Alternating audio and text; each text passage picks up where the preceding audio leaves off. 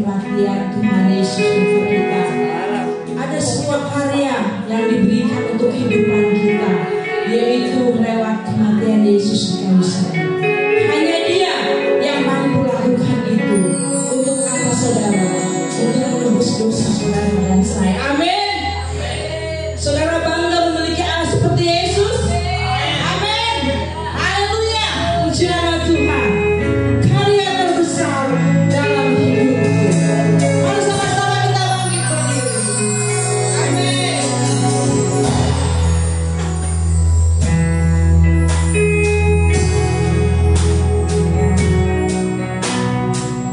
Siang terindah,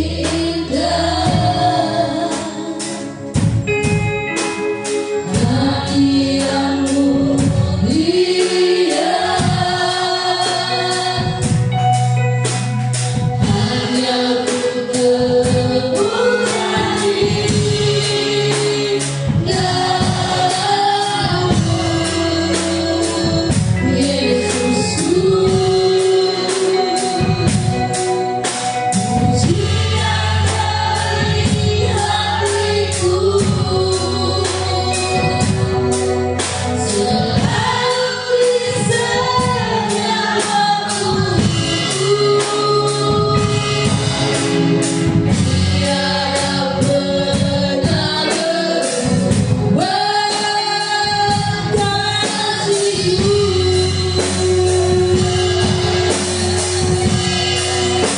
Karya terbesar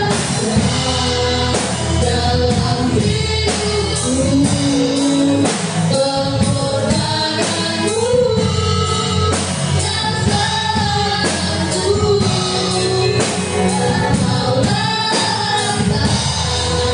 yang karena inilah yang ku miliki, aku hargai.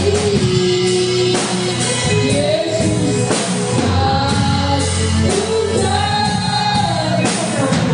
ada puisi yang terindah. Amin.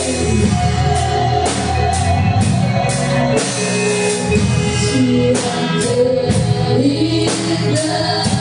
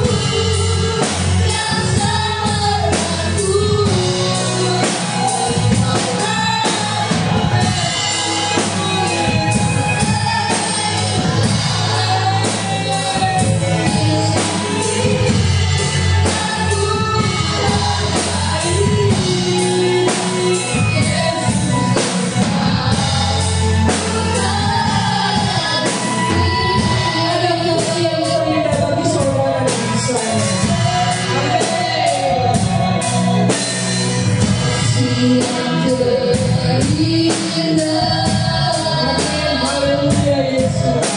hati yang mulia, hanya ku temukan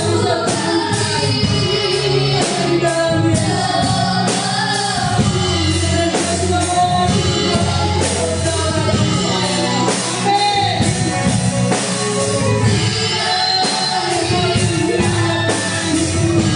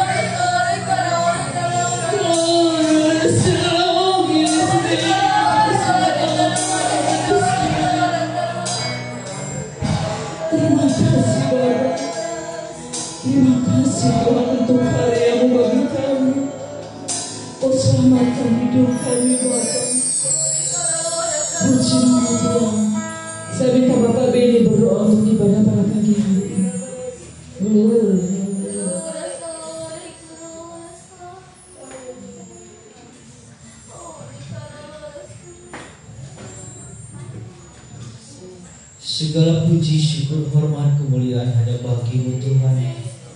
Pagi hari ini kami boleh mengucap syukur kepada-Mu Tuhan. Kalau kami boleh ada sampai saat ini, semua karena karya pengorbanan-Mu yang Kau sudah kerjakan di dalam hidup kami Bapa. Terima kasih Bapa, terima kasih. Mari Bapa Kau pimpin ibadah pagi hari Tuhan. Kami percaya bahwa ada kuasa dan mujizat terjadi atas ibadah kami pagi hari ini Tuhan. Ada kuasa pemulihan, ada kuasa-kuasa yang benar-benar sanggup mengerjakan di dalam hidup kami Tuhan.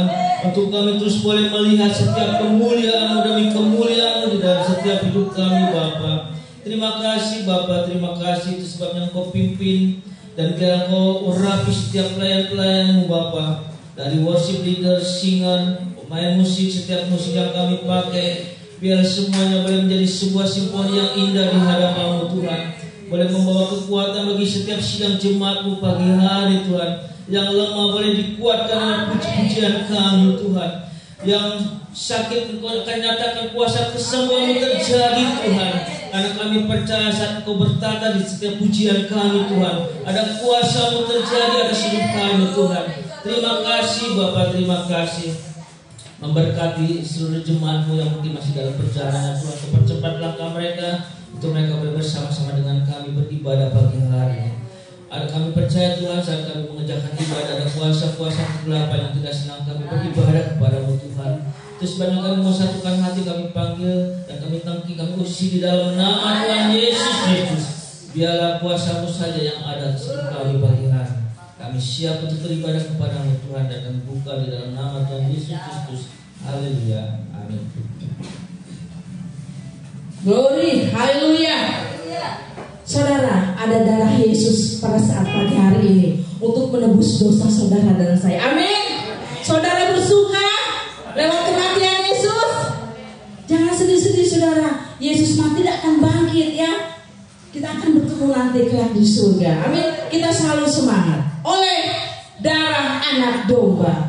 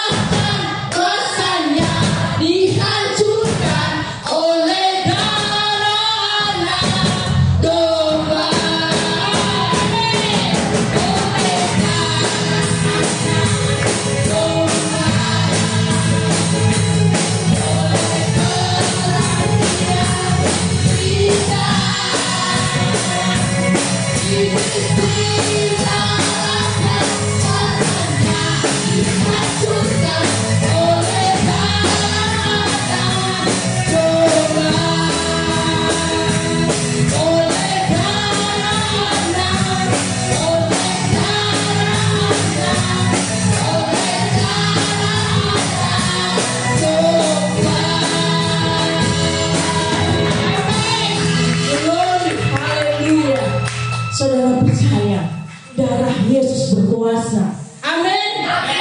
Dan kita juga percaya bahwa hanya Yesus jalan kebenaran dan hidup.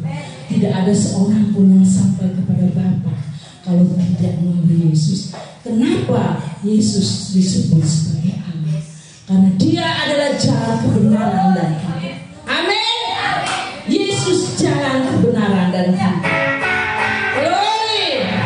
Sama-sama kita berdoa, saudara. Haleluya. Oh, ada pembebasan. Kita mati.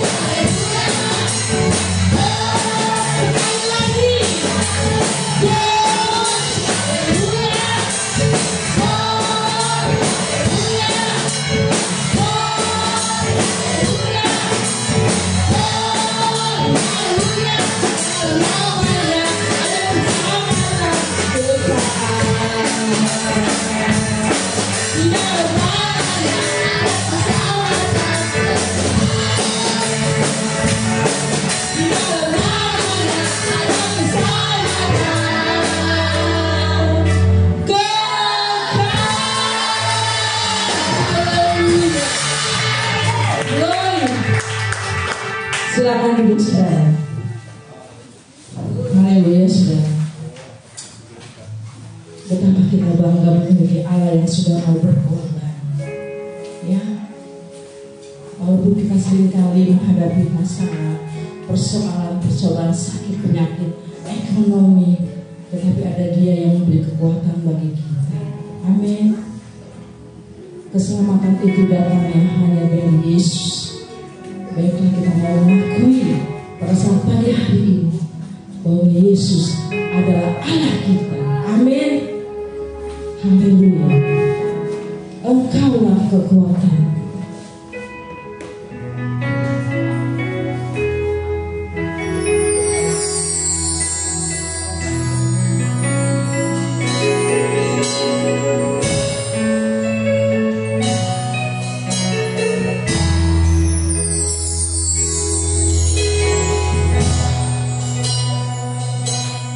Engkaulah kekuatanku, engkaulah kemuliaan.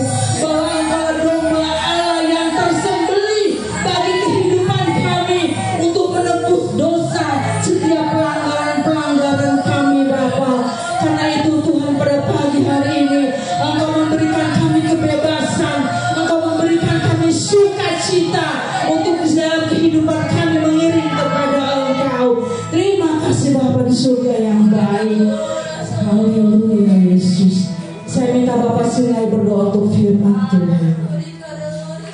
Yesus.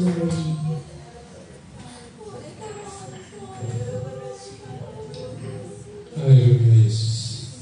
Bapa di dalam surga, Bapa di dalam nama Tuhan Yesus Kristus, Bapa yang baik, kasih-Mu begitu besar, selalu kami rasakan di sepanjang kehidupan kami, dan juga atas pimpinan-Mu, penyertaan-Mu di mana kami beribadah.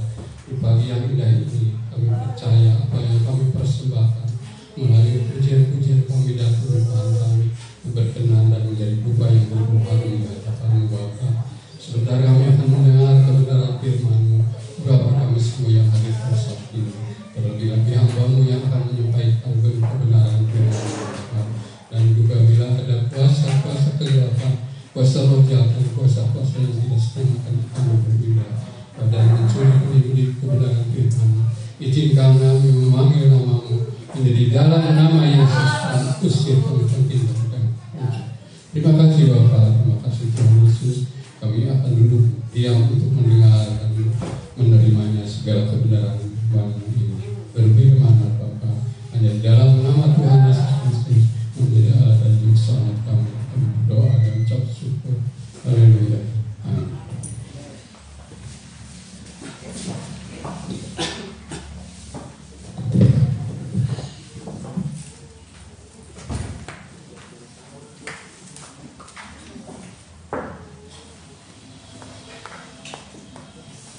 Nama Tuhan, Shalom saudara. Anugerah dari Tuhan bagi semua kita sungguh besar, sehingga hari ini kita bisa merayakan, ya kalau di Indonesia Jumat Agung, di Alkitab nggak ada tulisan Jumat Agung, adanya Paskah. Paskah itu adalah rangkaian dari kematian kebangkitan. Paskah itu rangkaian kematian kebangkitan. Saudara ya, bukan cuma sekedar Paskah kebangkitan saja, tapi kematian dan kebangkitan. Karena tidak begitu lama Tuhan mati lalu bangkit, 3 hari kemudian bangkit. Jadi saudara, yang ada itu Paskah. Saudara perhatikan, Paskah ini dimulai dari zamannya Musa. Justru pada saat Tuhan menulahi Mesir dengan 10 tulah, inilah tulah yang terakhir. Tulah yang menghancurkan harapan Mesir, tulah yang menghancurkan semua berhala Mesir. Gak ada ampun tulah yang ini saudara. Dan betul-betul dari tulah yang ke-10, yaitu kematian anak sulung Mesir, maka saudara, Israel diusir keluar. Dan kita lihat sekarang, kita lihat dulu, karena ini merupakan satu nubuatan. Digenapkannya zaman Yesus pada saat dia mati di kayu salib. Dan kita sekarang ini tidak merayakan Paskah yang dilakukan oleh Israel, tapi kita merayakan Paskah dan menunjuk Paskah itu bukan domba Paskah di zaman Israel, tapi di zaman Yesus. Siapa domba Paskah? Adalah pribadi Yesus. Jadi berkat Paskah di zaman Israel saja itu luar biasa. Jelas apalagi berkat Paskah di saat Yesus mati di kayu salib. Sudah kita baca dulu, karena ini satu nubuatan dalam Keluaran 11 ayat 1-10 tentang tulah ke-10. Kebetulan kita sedang membahas mengenai tulah-tulah. Hari ini persis tulah yang ke-10 disampaikan, saudara. Keluaran 11 ayat 1-10. Saya baca ayat 1, saudara ayat 2 dan seterusnya. Yang ikut live streaming juga baca, karena ini akan memberkati kita semua. Sebab Alkitab menyebut, berbahagialah orang yang membaca, mendengar, lebih-lebih melakukan firman Tuhan. Amin saudara? Ya, Keluaran 11 ayat 1-10. Saya baca ayat 1. Berfirmanlah Tuhan kepada Musa, aku akan mendatangkan satu tulah lagi atas Firaun dan atas Mesir. Sesudah itu ia akan membiarkan kamu pergi dari sini. Apabila ia membiarkan kamu pergi, ia akan benar-benar mengusir kamu dari sini. Saudara,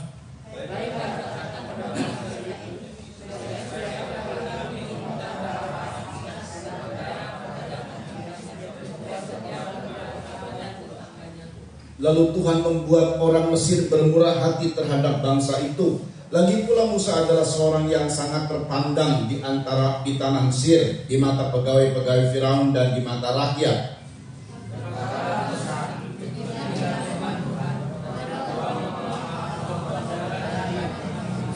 Maka tiap-tiap anak sulung di tanah Mesir akan mati, dari anak sulung Firaun yang duduk di tahtanya sampai kepada anak sulung budak perempuan yang menghadapi batu kilangan, juga segala anak sulung hewan.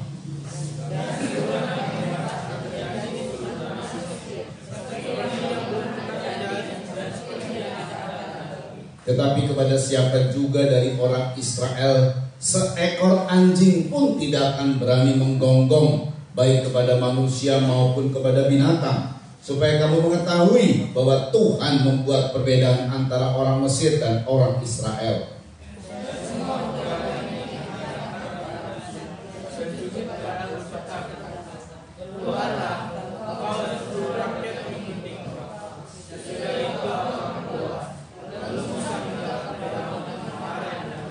Berfirmanlah Tuhan kepada Musa, Firaun tidak akan mendengarkan kamu, supaya mujizat-mujizat yang kubuat bertambah banyak di tanah Mesir.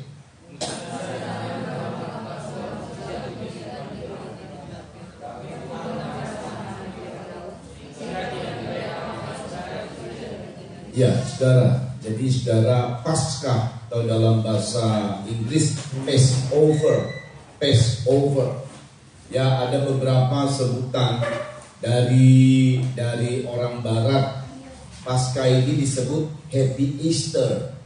Saya tidak memakai kata Happy Easter karena itu menunjuk kepada satu perayaan dari satu dewa yang disampaikan.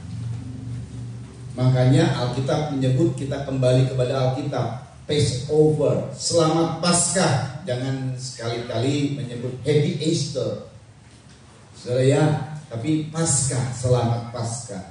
Kalau bahasa Inggris Passover, Happy Passover. Ya, bahasa Indonesia sajalah, selamat Paskah. Amin, saudara. Ya, jadi tiap-tiap tahun kita nggak boleh menyebut Happy Easter. Kita komit ya, kita mau back to the Bible. Amin, saudara. Yang ada cuma Paskah. Sebetulnya juga perayaan Jumat Agung tidak ada di Alkitab. Yang ada itu Paskah. Passover, Paskah. Arti dari Paskah itu kita sudah jelas tahu lah. Pas itu artinya lewat. Jadi Paskah itu adalah lewatnya malaikat maut yang harusnya datang kepada semua orang di Mesir, termasuk orang Israel kan di Mesir. Tapi untuk orang Israel, malaikat maut lewat, melewati orang Israel, sehingga di orang Israel itu tidak ada maut. Bukan semua orang Mesir kena maut, bukan, cuman anak sulung. Anak sulung, setiap keluarga itu punya anak sulung, dan itu mati. Nanti kita lihat, saudara ya. Jadi untuk orang Israel, karena Israelnya ada di Mesir, bukan di luar Mesir, bukan di Filistin, dia di Mesir. Jadi ini malaikat maut ini, saudara, dia tidak peduli kepada siapapun. Cuman sudah diberitahu sama Tuhan, orang Israel supaya tidak kena malaikat maut, mesti ada korban Paskah. Bukan berarti maut kemudian dihindarkan, tidak, hanya dilewat. Kenapa dilewat? Karena ada korban pengganti. Harusnya mati anak sulung di rumah itu di Israel. Tapi kenapa tidak mati? Karena ada yang gantikan. Namanya domba Paskah. Jadi setiap orang dari Israel, setiap rumah-rumah itu harus menyembelih domba. Ayat berkata kalau memang dia nggak punya duit, dia nebeng ke orang.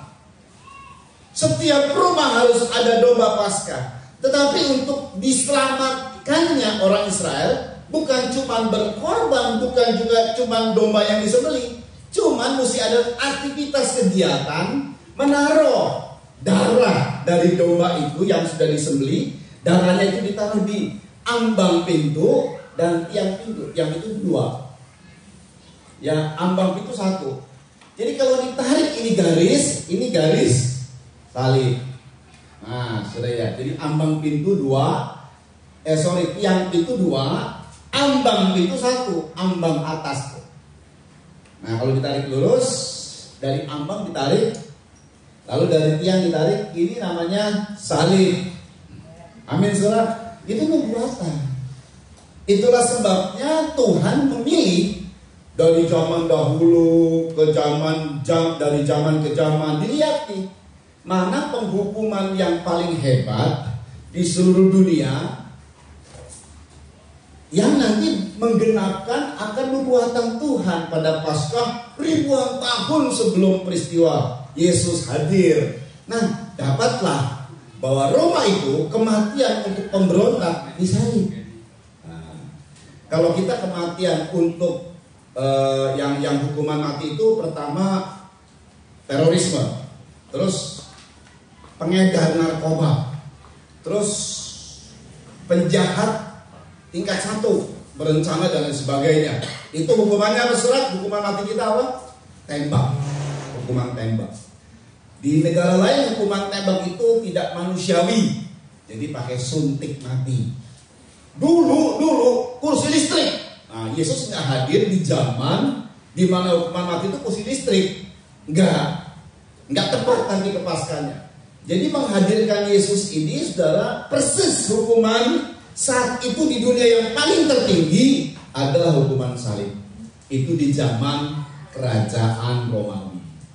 Nah, jadi Tuhan tuh udah rencana semua, saudara. Sudah rencanakan semua. Jatuhlah kepada kerajaan Romawi dan menguasai bangsa Israel. Kemudian Yesus ada di situ. Singkat ceritanya, kemudian Yesus mati di kayu salib. Genap sudah. Nah, saudara, perhatikan baik-baik. Perhatikan ya. Jadi gini, saudara. Karena kita bicara mengenai tulah ke-10 berkaitan dengan Paskah, Passover, dan saya ungkapkannya mesti lihat dasarnya ini dalam kitab Keluaran ini, saudara. Tetapi sudah digenapi oleh Yesus. Kita sekarang zamannya setelah Yesus mati di kayu salib. Jadi kalau saya bilang begini, karena ada berkat Paskah. Jadi Paskah yang dilakukan Tuhan itu punya tujuan, baik di zaman Israel, apalagi di zaman sekarang. Amin, saudara. Kalau saya bicara mengenai berkat Paskah, saudara respon dengan berkat salib Kristus. Coba kita simulasi dulu ya, termasuk yang ikut live streaming. Berkat Paskah pertama, saudara respon berkat salib Kristus. Sampai ke pertama, kedua, ketiga. Jadi begitu. Berkat Paskah pertama, saudara respon? Nah, gitu ya. Nanti kalau saya bilang berkat Paskah kedua, saudara respon? Berkat salib Kristus. Dosa kedua, ketiga, keempat, tadinya berkat salib Kristus. Berkat salib Kristus. Amin. Respon. Ya, ini. Perhatikan baik-baik. Saya mau kasih tahu lagi. Paskah ini memang terjadi bukan cuma karena dombanya disembelih. Mesti ada kegiatan dioleskan di ambang dan di tiang. Sama seperti Yesus sudah disembelih loh. Tapi terjadinya keselamatan, terjadinya penebusan, terjadinya kita dimerdekakan, terjadinya berkat Paskah itu kalau kita menerima. Setiap rumah-rumah menerima untuk, kalau zaman dulu mereka rumah-rumah menerima untuk dioleskan ambang dan tiang pintunya. Kalau misalnya ada rumah bilang, jangan kotori rumah saya, ini baru dicat, gitu misalnya ya. Ini zaman dulu nih. Oh jangan. Bayangin ya, dapat dioleskan di pintu rumah, saudara. Kan maaf ya, jijik dong. Apalagi kalau baru dicat, rumahnya baru bangun gitu lah, baru bangun, lagi bagus-bagusnya lentaran, mau dikotori sama darah. Jangan. Ya mati orang itu. Dia mungkin sudah berkorban, tapi dia sendiri tidak mau karena sayang sama rumahnya, misalnya begitu ya. Ya mati tuh orang. Di rumah itu akan ada kematian anak sulung. Jadi tidak sekedar korban saja, sebab Yesus telah berkorban. Yesus telah berkorban buat kita semua. Tetapi kalau kita mau menerima keselamatan yang dari Tuhan, kita rela menerima tanda darah itu. Amin. Kita rela menerima tanda darah itu bukan secara harfiah. Zaman pandemi saudara, saya teringat sebab itu ada yang viral di YouTube. Satu hamba Tuhan menyatakan ini seperti itulah yang terjadi atas Mesir. Makanya setiap rumah-rumah entah harus diolesi dengan minyak kah, entah harus diolesi dengan anggur kah, asal jangan secara harfiah potong ayam lalu darahnya diolesi ke tiang pintu, tiang lalu ambang pintu, lalu setiap jendela begitu supaya nggak masuk virus corona. Salah besar yang begitu, saudara. Jadi kita tidak melaksanakan secara harfiah. Kita melaksanakan karena Yesus sudah berkorban. Ya, berkat Paskah yang pertama adalah anak sulung dilewatkan oleh Tuhan. Semua anak sulung kena, kecuali anak sulung Israel yang ada tanda darah. Jadi korban Paskah ini punya berkat. Berkatnya adalah setiap anak sulung dari Israel tidak mati, lewat dari kematian, dilewatkan sama malaikat maut. Sehingga setiap orang Israel punya berkat kesulungan. Sebab yang namanya anak sulung itu ada berkatnya. Di Alkitab itu cuman anak sulung yang disampaikan berkatnya. Anak kedua, ketiga, keempat nggak ditulis. Begitu anak sulung ada berkatnya, ada hak kesulungan, ada berkat kesulungan. Wah, ini luar biasa. Jadi setiap kita dalam rumah-rumah kita, pertama rumah tangga kita. Setiap rumah tangga dari kita ini harus menerima Yesus Kristus. Dia telah mati di kayu salib dan menebus dosa kita. Juga setiap kita. Sebab kita ini dinyatakan sebagai rumah. Kita baca sebentar di situ ya. Saudara, ini setiap rumah yang punya tanda akan dilewatkan anak sulungnya. Tidak mati anak sulungnya. Nah, rumah itu apa? Pertama, rumah tangga kita. Kedua, kita, pribadi kita. Karena ayat berkata dalam Injil Matius 12. Jadi nggak taunya hidup kita ini digambarkan seperti rumah, saudara. Matius 12 ayat 43 sampai 45, Tuhan memberikan sebuah perumpamaan, dan perumpamaan ini dia nyatakan bahwa kita ini, tubuh kita yang beraktivitas, tubuh orang hidup ya, bukan tubuh orang mati, tubuh orang yang masih hidup yang beraktivitas ini. Kata Yesus apa? Yuk. Apabila roh jahat keluar dari manusia, Ya. Ia pun mengembara ke tempat-tempat yang tandus mencari perhentian. Terus, Tetapi ia tidak mendapatkan. perhatikan. Lalu ia berkata, Si roh jahat yang keluar dari orang tersebut karena orang ini mengalami pelepasan begitu ya. Lalu si roh jahat ini yang keluar dan mencari tempat tandus tidak menemukannya. Lalu dia mau kembali lagi. Terus, aku akan kembali ke rumah yang telah nah kutinggalkan itu. yang dimaksud rumah yang ditinggalkan itu adalah orang yang baru dilepaskan. Jadi nggak taunya tubuh kita ini digambarkan oleh Tuhan rumah. Ayat lain berkata bahwa bukankah Roh Kudus itu tinggal dalam dirimu dan kamu adalah rumah Allah atau bait Allah. Nah, hidup kita ini yang masih bernafas ya, hidup yang masih ada aktivitas, yang masih hidup, tubuh yang masih hidup. Dengan segala aktivitasnya, aktivitas tangan, mulut, mata, hidung, telinga, kaki, dan semua aktivitas itu adalah digambarkan oleh Tuhan sebagai rumah.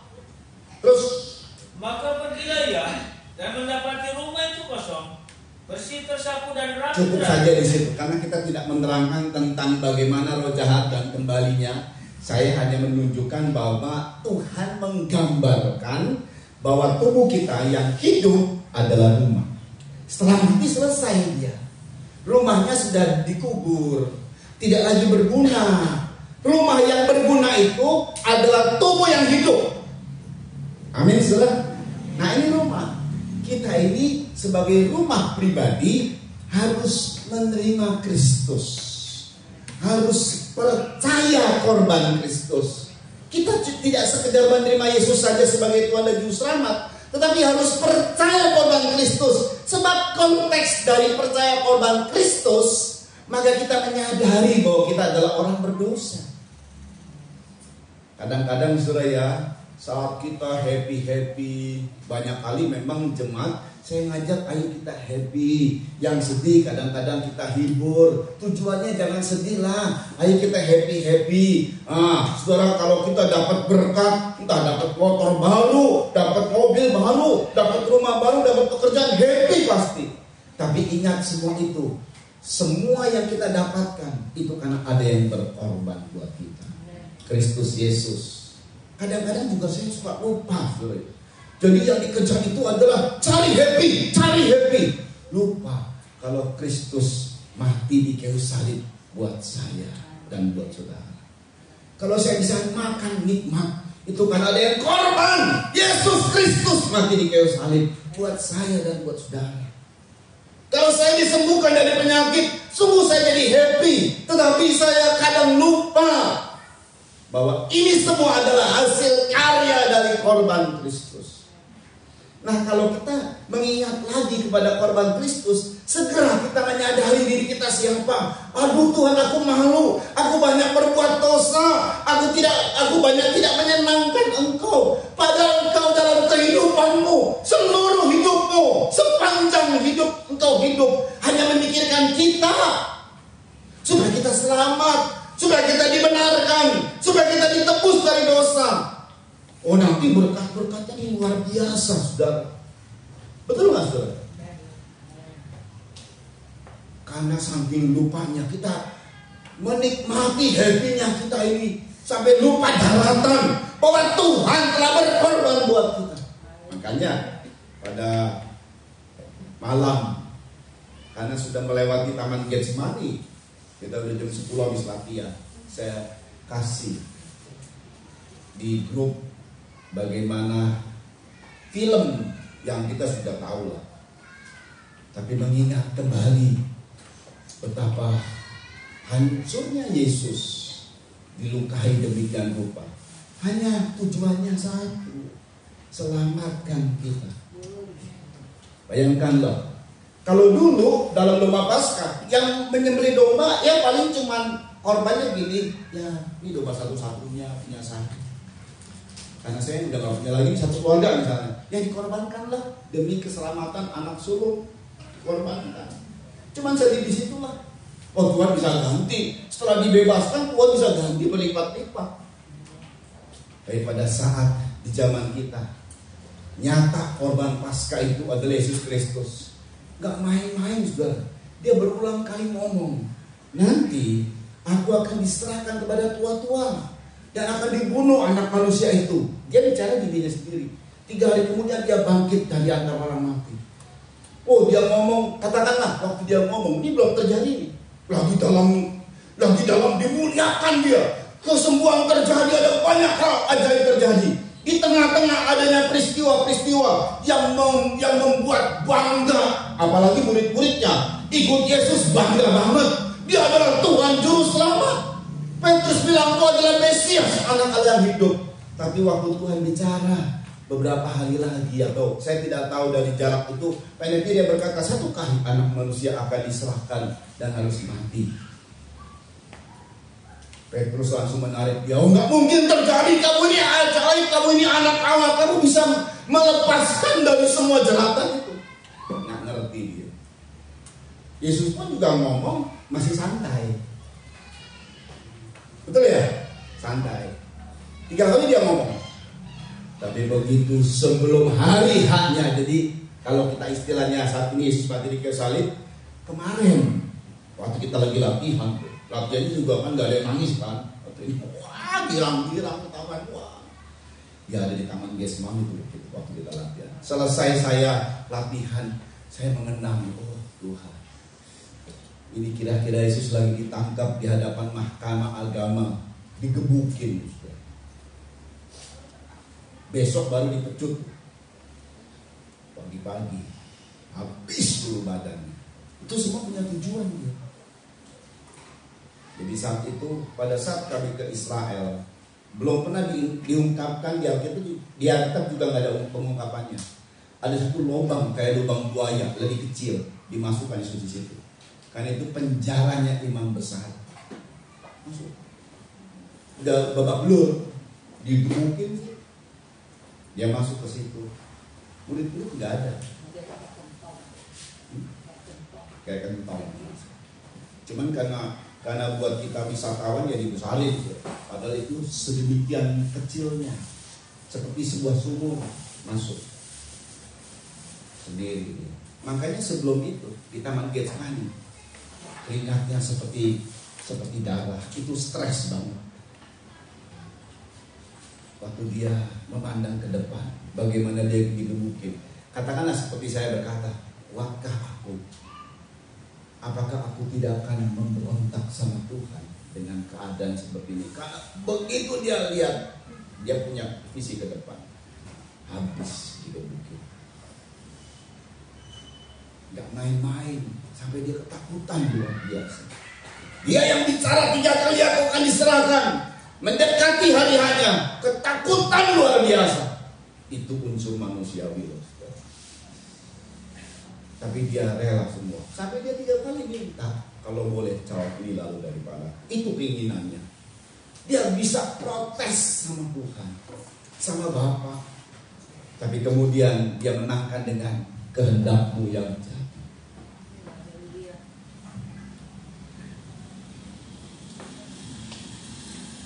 Luar biasa. Makanya pada saat dia mati di kayu salib, dengan menerima seluruh cercaan, seluruh omongan, dan bahkan pukulan-pukulan, pecutan dan semua, dia kuat karena dia selesai kehendakmu yang jadi. Luar biasa. Tahukah saudara, saya selalu berkata begini, kenapa dia ambil tindakan aku mati di kayu salib? Karena dia melihat wajah-wajah kita di kedepan. Kemudian kalau aku tidak mati di kayu salib, Harun tidak akan selamat. Kita semua bisa sebut nama. Kalau Yesus tidak mati di kayu salib, kita tidak selamat. Kita tidak masuk surga, kita masuk neraka semua. Tapi dia rela semua karena dia lihat ke depan. Kita bangsa kafir,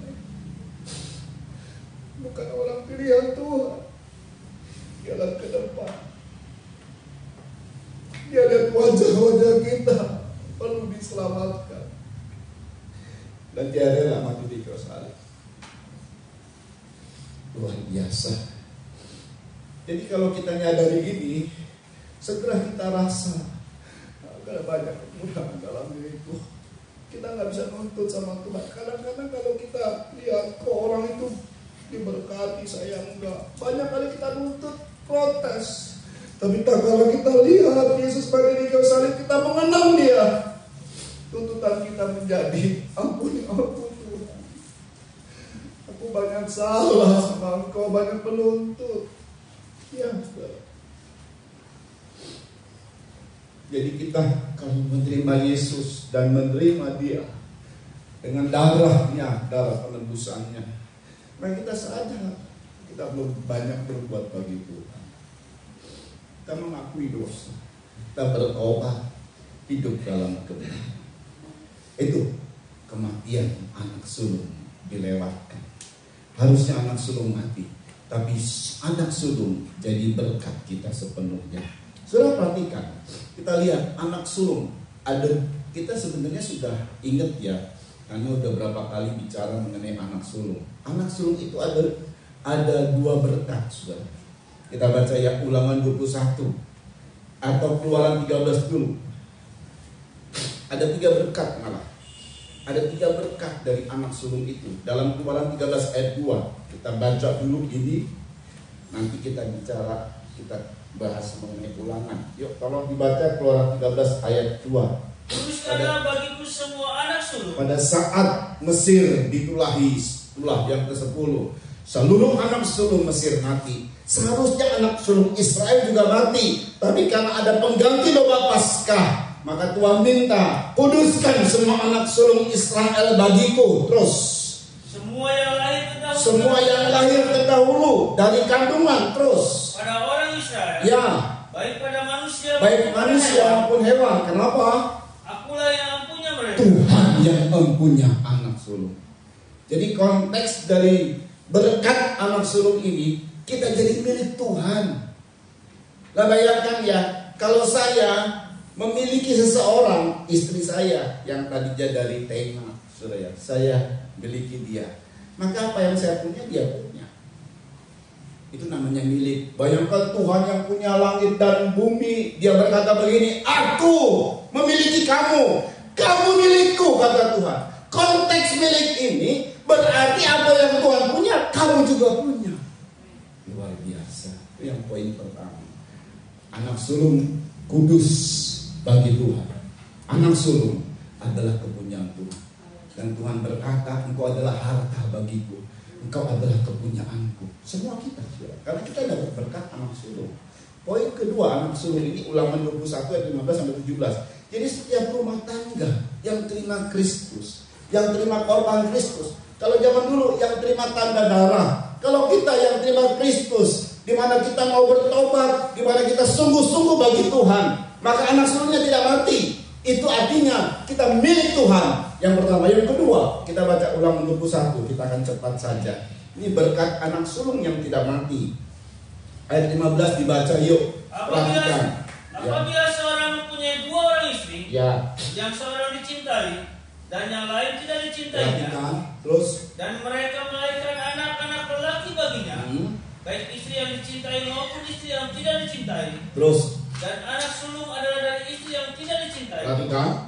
maka pada waktu ia membagi warisan harta kepunyaan kepada anak-anaknya itu, Ya.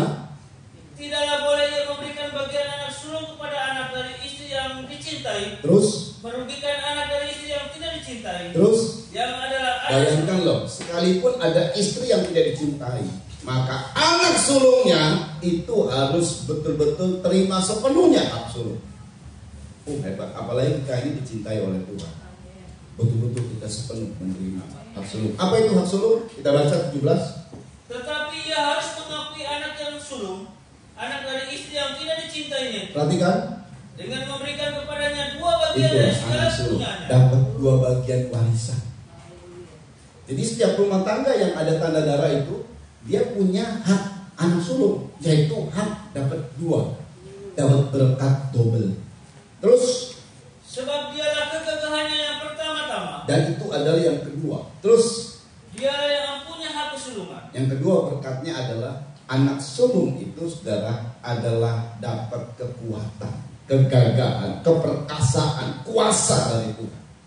Yang tiga, milik Tuhan, dapat warisan double, dan memiliki kegagahan dari Tuhan, kekuatan dari Tuhan. Itu anak sulung. Makanya setiap rumah-rumah, apalagi secara pribadi, kita menerima darahnya. Jadi bukan cuma aku percaya pada Yesus Kristus sebagai Tuhan dan Juru Selamat, tapi kita menerima darahnya. Kita menerima darahnya itu ya tadi yang saya bilang. Kita ingat dia akan korbannya, segera kita mengambil sikap untuk bertobat. Itu pasti kita begitu, saudara. Amin, saudara. Nah, itu adalah berkat yang pertama, berkat Paskah. Berkat Paskah yang kedua, respon, berkat salib. Berkat Paskah yang kedua, respon, kita dapat penebusan, sehingga kita betul-betul merdeka. Dari mana? Perbudakan dosa. Katanya dosa itu, saudara, ya, itu menjerat. Makanya orang-orang ya ada mafia, saudara. Kalau ada orang yang terjerat di dalam konteks mafia, ada saya katakan saja lah, misalnya PSK gitu ya, itu dijerat, saudara. Harus menebus sekian, udah, karena itu menjadi budak. Kalau kita terjerat dengan hutang, dengan mafia yang punya hutang, ya entah nanti hutang online segala macam, itu kejerat, saudara. Ngancam dan lain sebagainya, bikin kita terjerat ketakutan. Dan ayat berkata, lewat korban Kristus, maka kita betul-betul dilepaskan dari semua itu. Entah nanti jeratan dari segala perbudakan dosa, dari akibat dosa, bahkan dari hutang piutang. Asal kita sungguh-sungguh kepada Tuhan, Tuhan bekerja dengan luar biasa. Tuhan bisa bekerja dengan luar biasa. Sayangnya kita nggak terlalu sungguh-sungguh. Kalau kita sungguh-sungguh, maka ada berkat penebusan. Ya, seraya Tuhan menebus kita, lalu mengangkat kita jadi anaknya. Dulu kita budak, sekarang jadi anak. Derajat jadi angkat. Anak itu adalah ahli waris kepunyaan Tuhan. Tuh poin kedua. Makanya kita layak menyebut dia Bapa. Dan Tuhan mau mengakui kita anak. Itu satu anugerah besar. Kalau ada orang kaya gitu ya, lalu dia punya pembantu. Pembantu ini punya anak, saudara. Anaknya anak pembantu. Tapi orang kaya ini bilang, aku adopsi nih anak, jadi nanti aku kasih warisan untuk anak ini. Luar biasa itu. Betul ya? Itu anak dapat hak waris dari orang-orang kaya. Dan bahkan dia berkata, warisku anak kandung akan kusamakan dengan anak angkatku. Dan itu adalah kita. Ya orang kaya gitu gak ada. Itu kalau seandainya, kalaupun ada dia gak punya anak, pasti itu biasanya begitu. Ini masa andainya. Cuman kayaknya gak ada yang begitu. Tapi ada Tuhan Yesus. Bayangkan, hak kesulungan itu haknya Tuhan. Hak Yesus, anak tunggal, diberikan juga kepada kita. Wow, luar biasa. Jadi bukan sekedar anak saja, tapi betul-betul peringkatnya naik. Anak sulung, saudara. Nah, berkat Paskah yang ketiga direspon berkat salib Kristus. Ulang lagi, lupa dulu. Berkat Paskah yang ketiga. Ya, jemaat yang ikut live stream juga direspon. Jadi jadi berkat kita nih. Berkat salib Kristus itu dapat kekayaan Mesir. Ini kita bacanya nanti dalam perjanjian lama. Kalau dalam perjanjian kita ini saudara dapat kekayaan dunia. Bukan saya yang mau dulu loh. Saudara mau diberkati oleh Tuhan, mau. Loh, Tuhan sendiri yang bilang loh. Gak taunya lewat domba Paskah dilepaskannya Israel dari perbudakan Mesir. Tidak sekedar begitu saja. Tuhan tahu Israel diperbudak ratusan tahun. Namanya budak dibeli, gak ada dapat apa-apa. Oh, budak itu beda dengan pembantu. Kalau pembantu diupah, kalau budak gak dapat upah. Tapi Tuhan bilang Israel harus bebas dari perbudakan, mengalami penebusan dan diberkati berlimpah-limpah. Itu Israel hampir separuh kekayaan Mesir dibawa oleh orang Israel. Wow, kita baca Keluaran 12 ayat 36. Bayangkan seperti apa yang dikatakan kitab ini, maka juga diungkapkan oleh Tuhan. Ini terjadi peristiwanya. Keluaran 12 ayat 36. Ini kebenaran sebabnya, saudara. Yuk. Dan Tuhan membuat orang Mesir bermurah hati. Tuhan membuat orang Mesir bermurah hati. Perhatikan deh. Perhatikan. Kalau ini terjadi, kita betul-betul ditebus oleh Tuhan. Memang sih ada timingnya. Israel 400 tahun. Kita nggak perlu 400 tahun. Asal sungguh-sungguh menerima Kristus dan korbannya, salibnya, maka ini akan terjadi. Satu peristiwa akan terjadi. Kita dilepaskan dari perbudakan, kita ditebus dan kita keluar dari dunia ini. Plus kita diberkati. Memang sih ada timingnya, saya bilang. Biarlah ini timingnya, waktunya adalah sekarang ini, saudara. Sejak saudara menerima di salib Kristus, yaitu bagaimana? Ya tadi bertobat, sungguh-sungguh sama Tuhan. Ulang kembali, perhatikan. Dan Tuhan membuat orang Mesir bermurah hati. Kalau kita di zaman kita orang dunia bermurah hati, oh bisa loh. Jangan salah loh. Berapa banyak ada bukti bahwa kita dipercaya, dikasih duit dengan percaya sepenuh, bukan dari anak-anak Tuhan yang diberkati. Betul ya? Ada Tuhan itu malah amit dah, saya baru pinjam duit segini saja, wah nuntutnya luar biasa. Tapi itu ada orang dunia, orang kaya juga enggak. Kok saya dipercaya loh? Ih, luar biasa. Terus. Terhadap bangsa itu. Perhatikan. Sehingga mereka memenuhi permintaan mereka. Perhatikan. Demikianlah mereka merampasi orang Mesir. Demikian orang Israel merampasi orang Mesir. Waduh, itu peristiwanya terjadi seperti itu. Karena orang Mesir juga ketakutan. Anak sulungnya udah mati. Tuhan bilang, tadi kan kita sudah baca tuh ayatnya. Setiap orang minta dari tetangganya.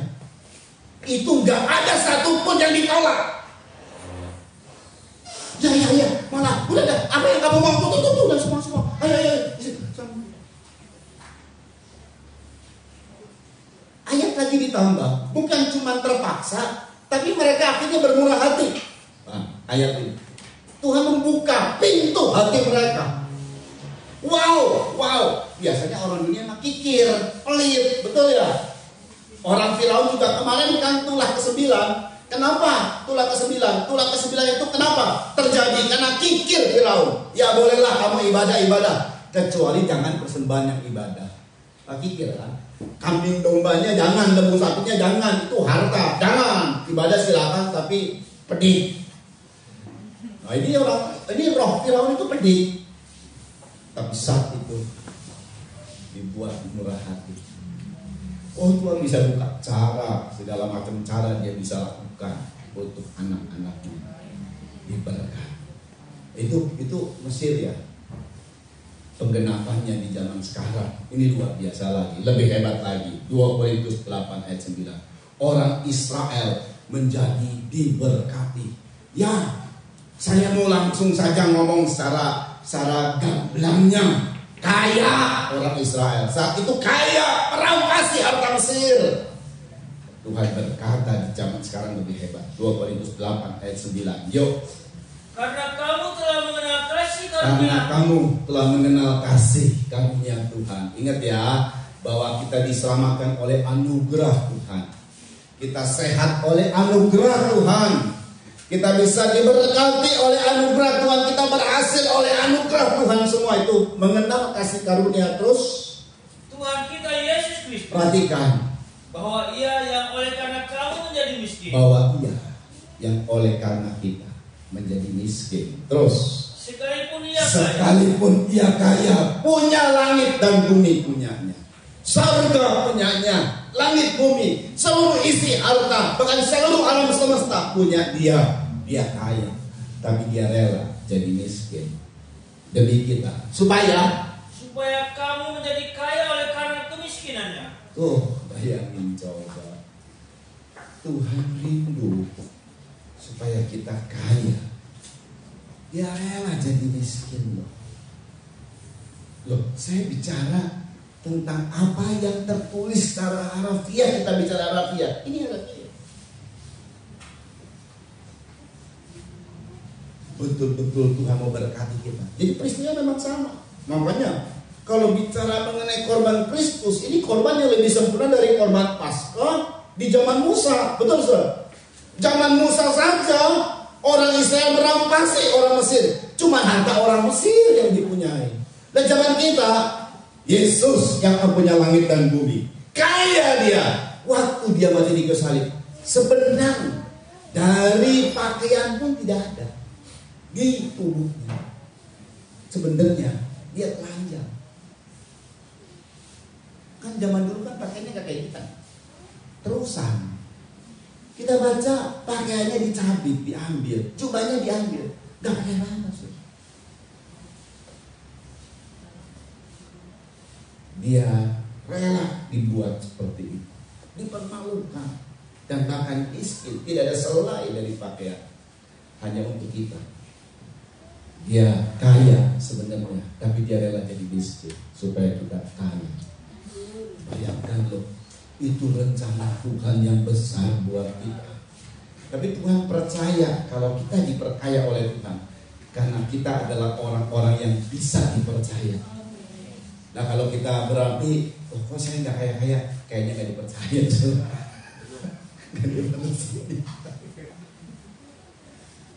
Jadi kalau saya kasih, baru saja diberkati udah sombongnya, amit-amit kan. Aduh kasihan ya anak ya. Padahal saya mau berkati dia, cuman begitu diberkati sedikit, sombongnya udah kelihatan. Aduh, nggak bisa lanjut. Sayang nanti binasa hidupnya, mendingan biasa-biasa aja lah, supaya dia bertobat terus. Loh ada loh orang, kadang-kadang Tuhan uji, tapi kita mau dapat berkat memang. Nah makanya kita belajar menjadi orang yang dipercaya, bisa kelola semua. Berapa banyak kita diberkati? Ya sudah, akhirnya mandek aja di sini aja ya. Kamu statusnya mentoknya di sini nih, karirnya di sini nih. Sayang, betul ya? Karena nggak bisa dipercaya sih. Kelola duit nggak bisa, dapat duit malah buat yang boros-boros. Itu roh mamon. Bendahara yang tidak jujur memboroskan uang yang bukan miliknya.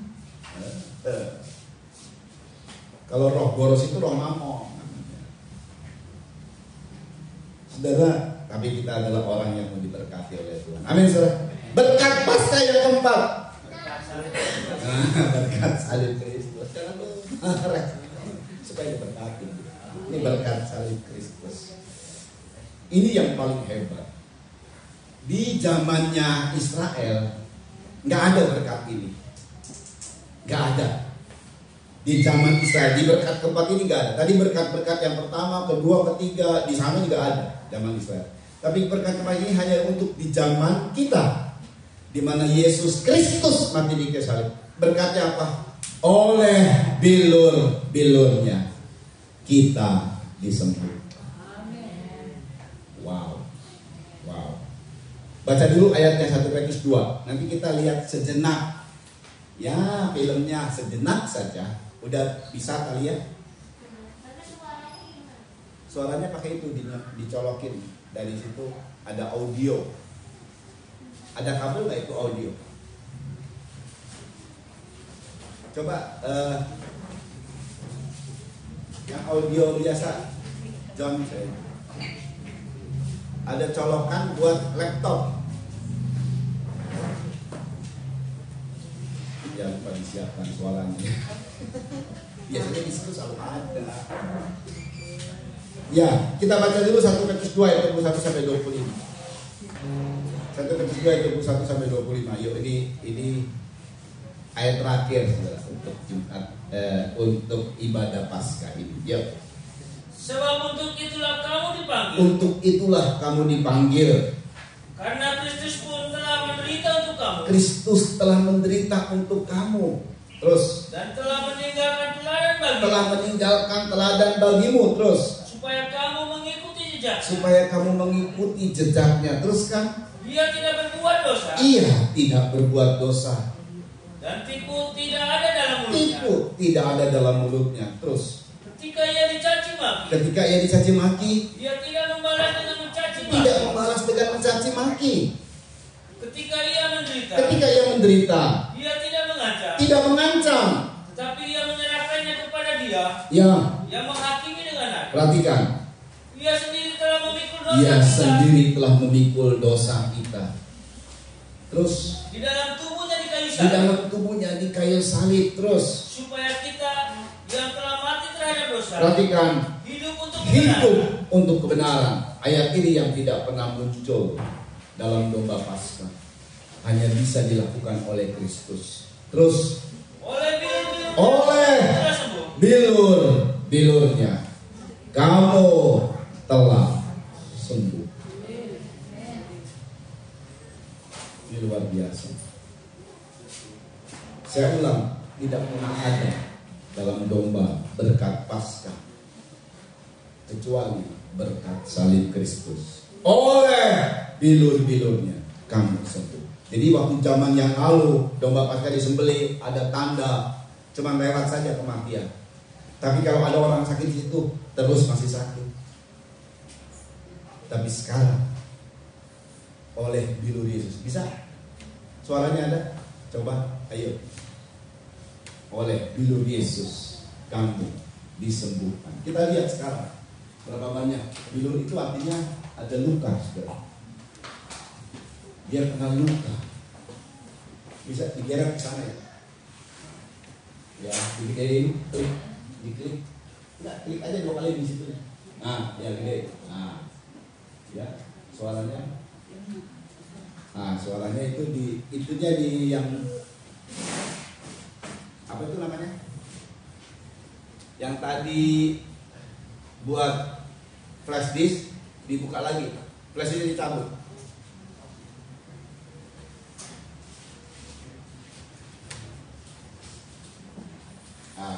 Ulangi lagi nih.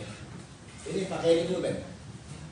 Pakai ini colok di mana saja, di nomor 11, 12 dibuka kayak mic biasa, biar seru. Kita pernah nonton film ini saudara ya. Ada lagi yang mau nonton gitu? Satu kali kita. Di sini kita pernah nonton. Sampai nangis semua. Saya juga nangis. Ya iyalah. Udah pasti. Oke. Sebentar dulu.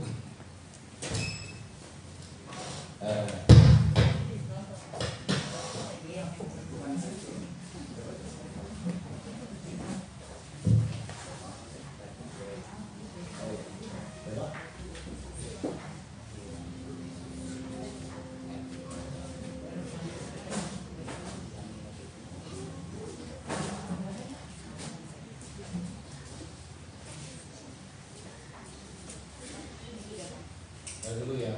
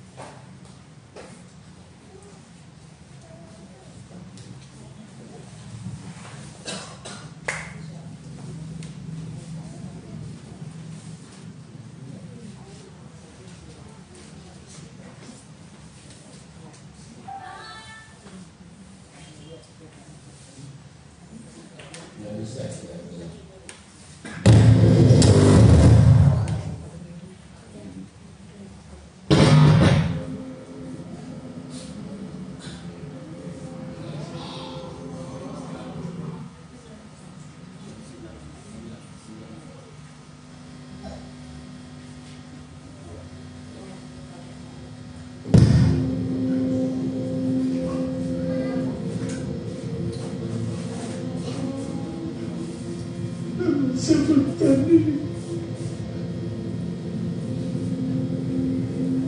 Ya itu sebenarnya Bapak mengapa kau tinggalkan aku? Itu dia kan ini. Semua yang ada itulah luka-luka. Biru itu artinya luka. Seluruhnya luka. Ini perempuan berzina. Ini ibu Yesus Maria, sebelahnya Yohanes, Rasul Yohanes. Ini kisah yang sesuai dengan apa yang disebut Alkitab. Jadi lukanya seperti ini memang. Wah, mendekati 100%. Ya.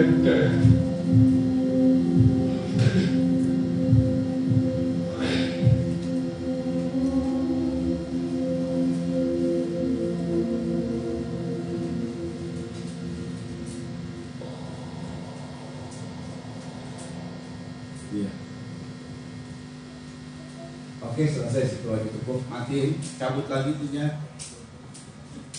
Cabut supaya jangan.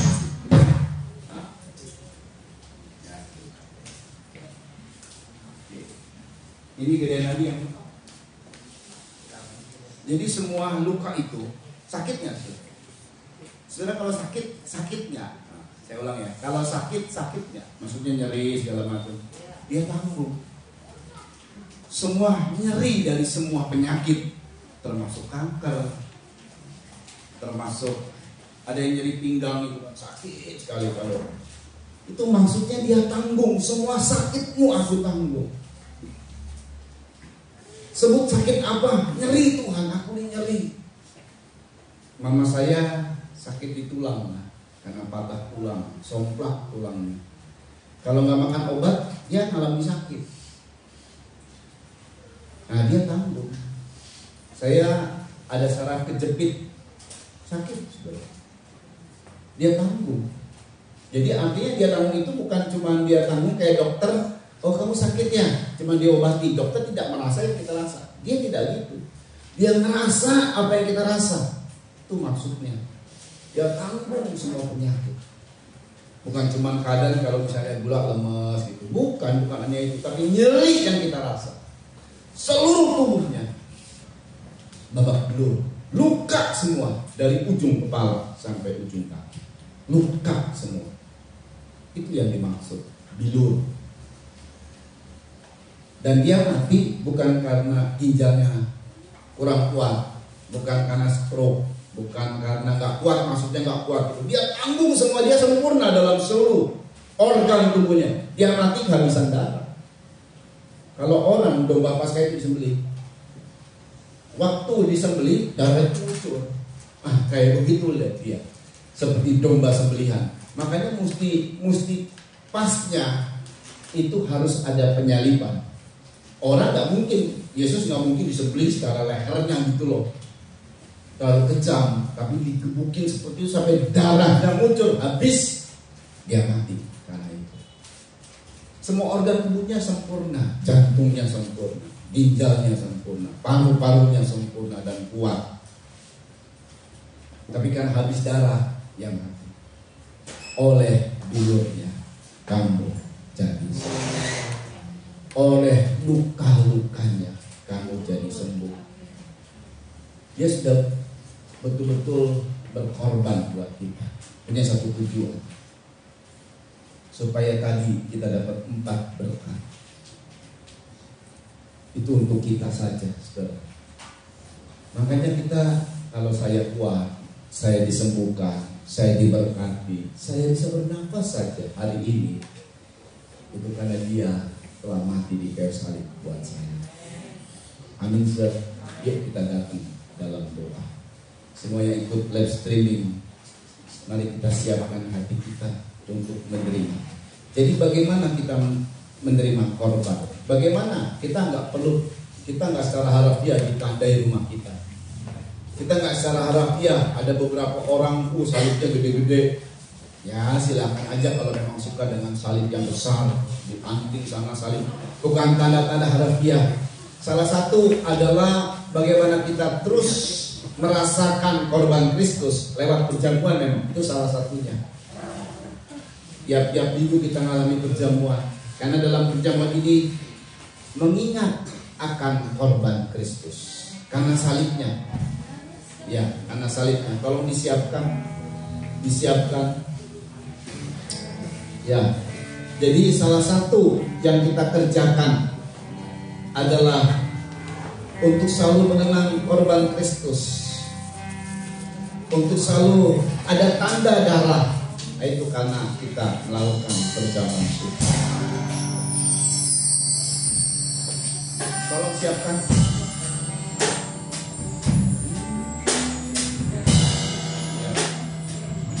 Karena salibnya. Haleluya. Oh, haleluya.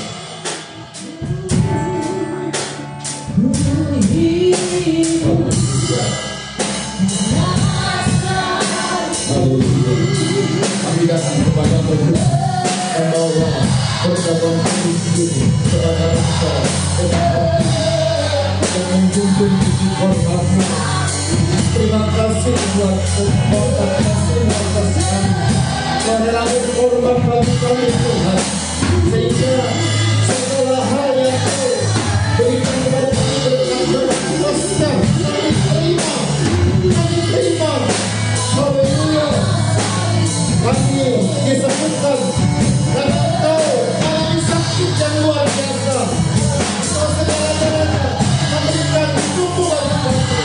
Haleluya, haleluya. Tubuh dan darah-Mu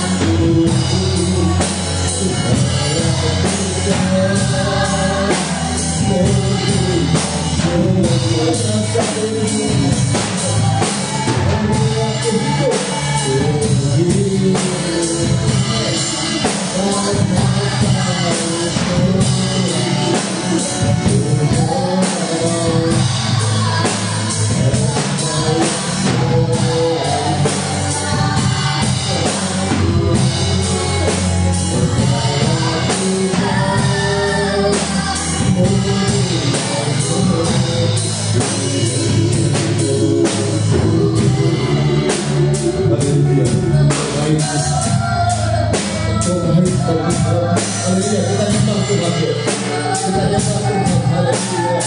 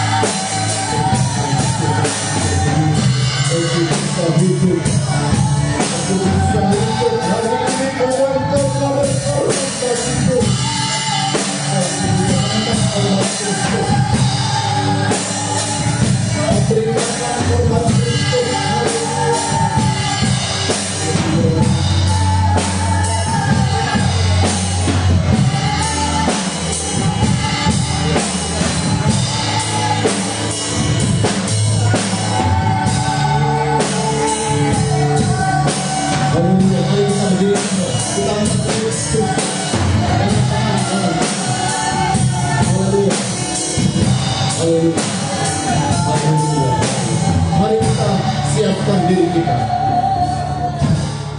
dengan firman Tuhan. Sebab apa yang telah diteruskan kepadamu telah aku terima dari Tuhan, yaitu bahwa Tuhan Yesus pada malam waktu ia diserahkan mengambil roti, dan sesudah itu ia mengucap syukur atasnya. Yesus memecah-mecahkannya dan berkata, inilah tubuhku yang diserahkan bagi kamu. Perbuatlah ini menjadi peringatan akan aku. Bukankah roti yang kita pecah-pecahkan adalah persekutuan dengan tubuh Kristus? Amin. Makanlah dengan percaya tubuh Kristus dalam nama Tuhan Yesus Kristus.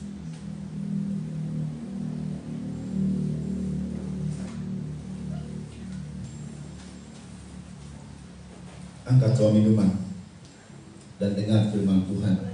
Demikian juga Yesus mengambil cawan sesudah makan lalu berkata, cawan ini adalah perjanjian baru yang dimeteraikan oleh darahku.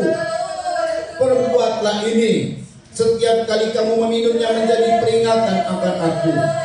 Sebab setiap kali kamu makan roti ini dan minum cawan ini, kamu memberitakan kematian Tuhan sampai ia datang. Bukankah Tuhan ucapan syukur yang atasnya kita ucapkan syukur adalah persekutuan dengan darah Kristus? Amin. Inilah dengan percaya darah Kristus dalam nama Tuhan Yesus Kristus. Haleluya, mari kita menyembah Tuhan.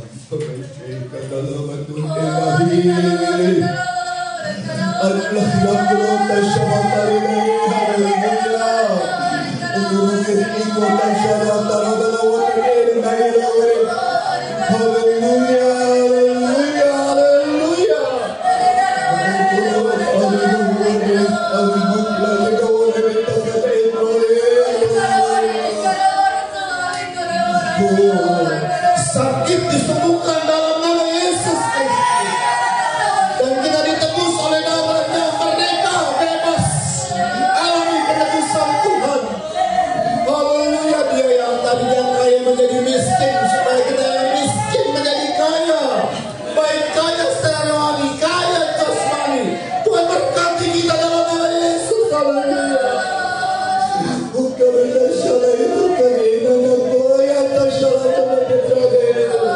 Haleluya, berkat salib Kristus luar biasa. Terima kasih Tuhan, terima kasih.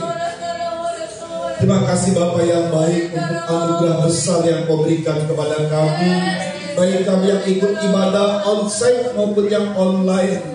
Betapa pesan firman-Mu telah sampai kepada kami Tuhan. Ada berkat korban salib Kristus, dari korban Kristus, berkat dari salib Kristus. Sebabnya kami mau ada tanda dalam hidup kami, tanda darah.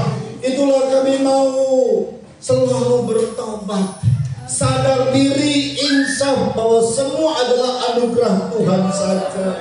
Haleluya. Kami tidak mau terpengaruh dengan kenikmatan, kemewahan dunia. Kami tidak mau terpengaruh dengan mamon yang boros dan lain sebagainya. Tapi kami terus mengingat Kristus saat dikorbankan. Kami bisa hidup karena Engkau.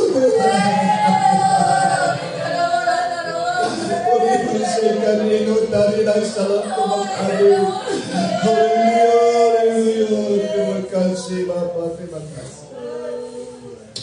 Berkati semua yang hadir, yang onsite dan online Tuhan. Terima kasih buat semua. Berkati pemerintah setempat di sini dan di mana saja kami tinggal juga pemerintah kami diberkati Tuhan. Di sini dari Kecamatan Pagaden, Kabupaten Subang, Provinsi Jawa Barat, Indonesia yang kami cintai diberkati. Pak Presiden, Pak Jokowi dan Pak Maruf, kami diberkati Tuhan.